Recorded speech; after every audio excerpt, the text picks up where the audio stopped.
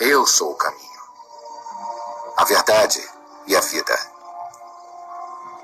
Ninguém vem ao Pai senão por mim. Paz, irmãos. Olá, tudo bem? Aqui é Juliano, mais um vídeo aqui do canal Conhecendo o Caminho. Seja bem-vindo. Saúdo vocês com a paz do Senhor Yeshua, Jesus, Cristo. E hoje tinha ideia, irmãos, de fazer um outro estudo hoje, né? Confesso que eu estou montando uma tabelinha de estudos que eu pretendo passar no canal. Vários estudos que vai tomar bastante tempo, né, para meditar, mas principalmente para editar, né?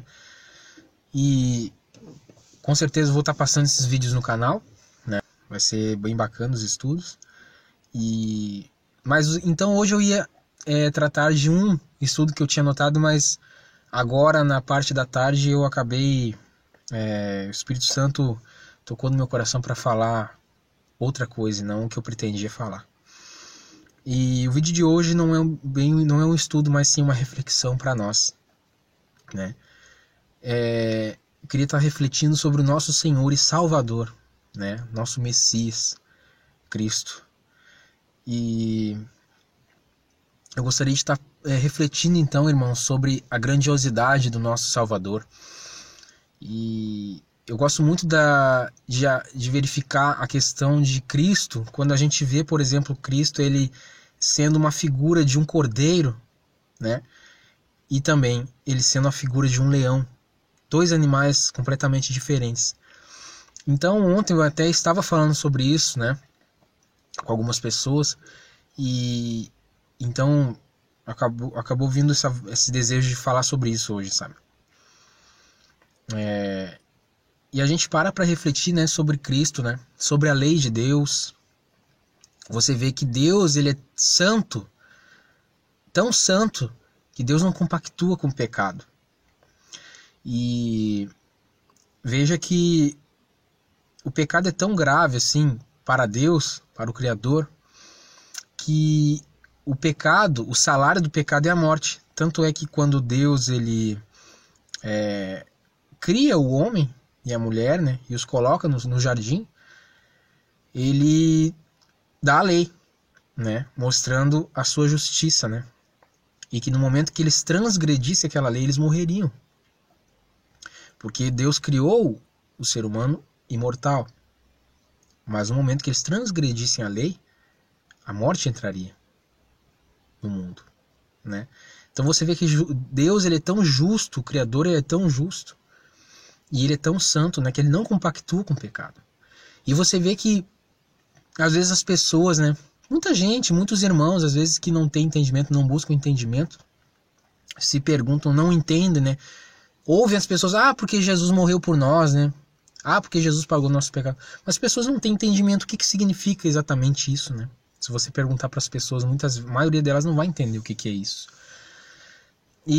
Mas você veja que primeiro tem toda a situação da primeira aliança, né? Não vou nem falar da questão das alianças no sentido de vir lá de Abraão, né?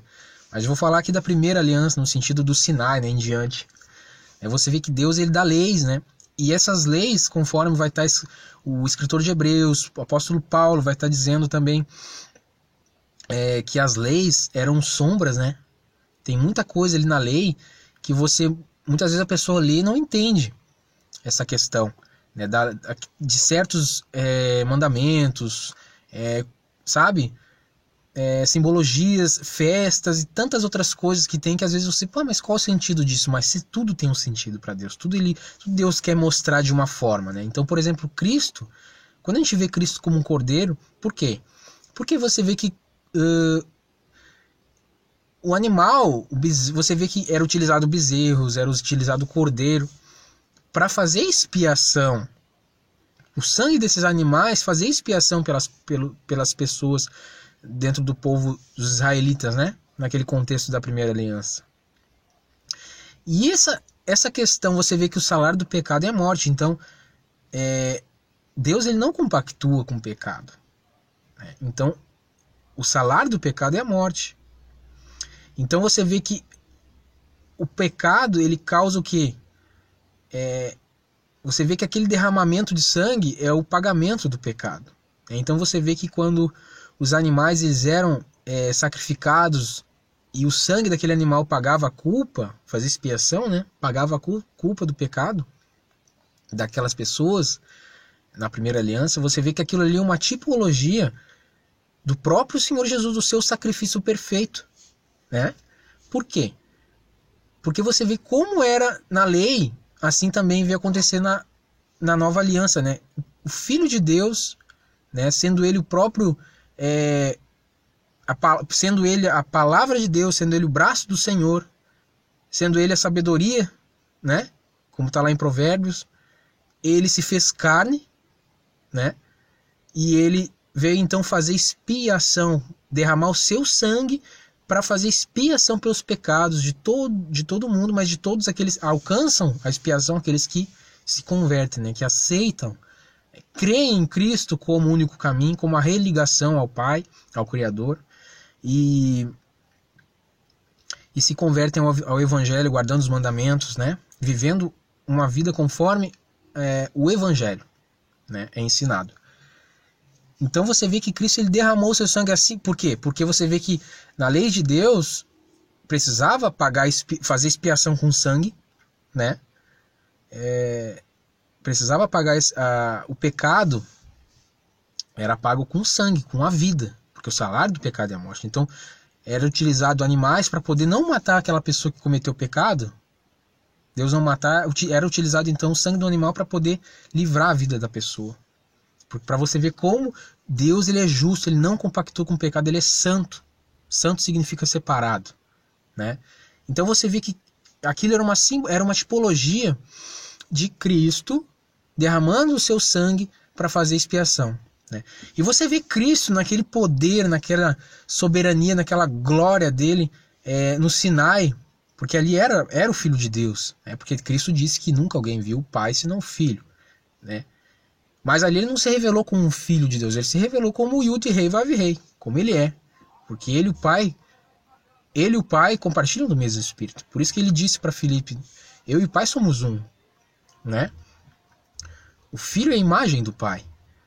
Então você vê que Cristo, olha aquela glória que você vê ali no livro de Êxodo, Filho de Deus se revelando, fazendo o casamento com o povo, naquele poder, naquela autoridade, e ele se despojou de toda essa glória, todo esse poder para vir como um cordeiro morrer pelos pecadores, para dar a oportunidade dos pecadores receberem redenção, resgate para o futuro, para o porvir, para o mundo vindouro, Nova Jerusalém, um reino eterno, não é?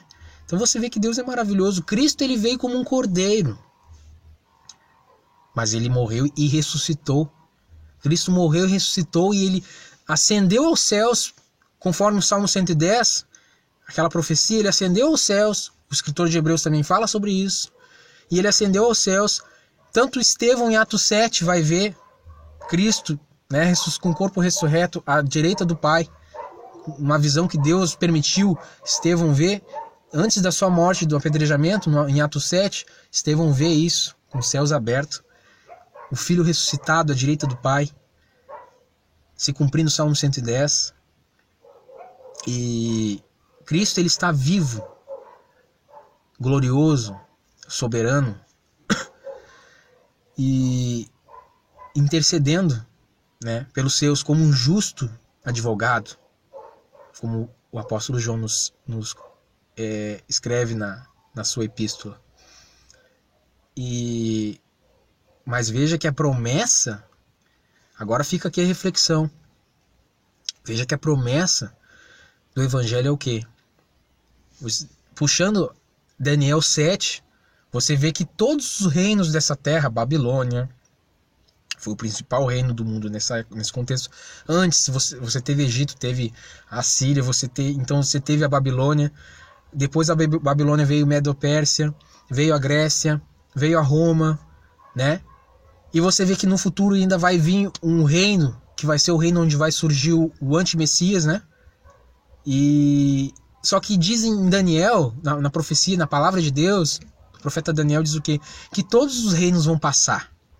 Mas o reino de Cristo, o reino de Deus, ele vai ser instituído na terra e vai ser um reino eterno. Um reino que jamais será destruído. Amém? E a palavra ali em Daniel 7 fala que os santos do Altíssimo vão herdar esse reino. Por isso que existe a ressurreição citada em Daniel 12. Né? Todo aquele que for justo, que viver pela fé, que se converter ao Senhor, a Cristo, né, e ao Evangelho, e morrer, como Cristo fala, aquele que perseverar até o fim será salvo, e morrer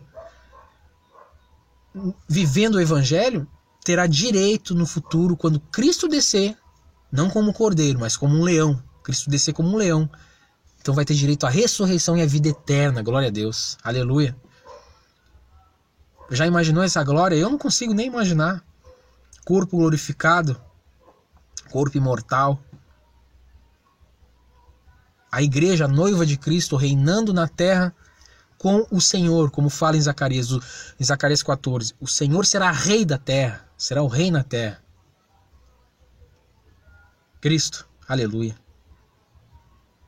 Então fica essa reflexão. Você vê que Cristo ele veio como um cordeiro para poder dar oportunidade do pecador se arrepender e através do sangue dele e a fé na expiação dele ter o direito a ser lavado pelo sangue de Cristo, pela fé, e ter uma transformação através do Espírito que desce sobre nós, sermos transformados e então andarmos em santidade, andarmos conforme os mandamentos de Deus, e para que no fim da nossa vida nós venhamos, como Paulo fala, combati o bom combate, acabei a carreira e guardei a fé, perseverando até o fim, para termos o direito da vida eterna. Aleluia. Porque o leão ele vai vir, ele veio como um cordeiro, mas ele vai voltar como um leão, para exterminar com a iniquidade. Aleluia, vai ser rei na terra. Eu vou lutar até o fim da minha vida para estar lá, para estar na terra reinando com Cristo. E você? Eu desejo que todos vocês também estejam lá, no futuro, no mundo vindouro, né? Aleluia. Fica essa reflexão, irmãos. Lutemos e andemos em santidade, porque o escritor de Hebreus diz que sem santidade ninguém verá Deus. Né? Lutemos para sermos humildes, para sermos mansos. Busquemos em Deus os frutos do Espírito, em oração, em comunhão, em meditação, em aprendizado no dia a dia, para demonstrarmos os frutos do Espírito. Andemos em Espírito.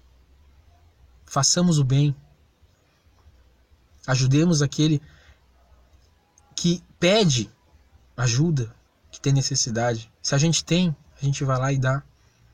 Né? Eu não vou ficar aqui no canal falando tudo que eu faço para as pessoas. Né? Porque Jesus ele diz que a tua mão direita não saiba o que tua mão esquerda, uma coisa assim que Jesus fala. Né? Faz. Então, a gente não tem que ficar falando quando a gente ajuda o necessitado. Mas é lei de Deus, a gente tem que ajudar o próximo. Né? Então, ajudemos o próximo, aquele que nos pede, que necessita. Sejamos bons testemunhos, sejamos luz nesse mundo. Sejamos a luz, como Jesus disse, vocês são a luz desse mundo e o sal dessa terra. A gente tem que ser diferente, a gente tem que mostrar o testemunho, os frutos do Espírito. Sabe? E aquilo que Tiago disse, né? A religião pura e imaculada diante de Deus é ajudar o aflito na sua necessidade. Né? O órfão e a viúva ali representando a lei. O aflito, no sentido geral hoje, o necessitado. E guardar-se da corrupção deste mundo, ou seja, se afastar, se separar, andar diferente a rota desse mundo que é pecaminoso. Guardar-se da corrupção deste mundo é você não viver em pecado, não viver em iniquidade, mas viver em santidade. Essa é a religião perfeita para Deus. Ajudar o necessitado e se afastar da corrupção deste mundo, que é o pecado, que é tudo que desagrada a Deus. Aleluia? Fica essa reflexão, né? Que todos nós venhamos a buscar sabedoria, discernimento e muita luz. E claro, sempre reconhecendo que nós não somos dignos de nada. Toda a honra, glória, o poder, adoração para toda a eternidade para o nosso Deus, Criador dos céus e da terra. Amém? Peço que você se inscreva no canal se você ainda não é inscrito, para que você venha receber mais os estudos bíblicos que serão postados nesse canal.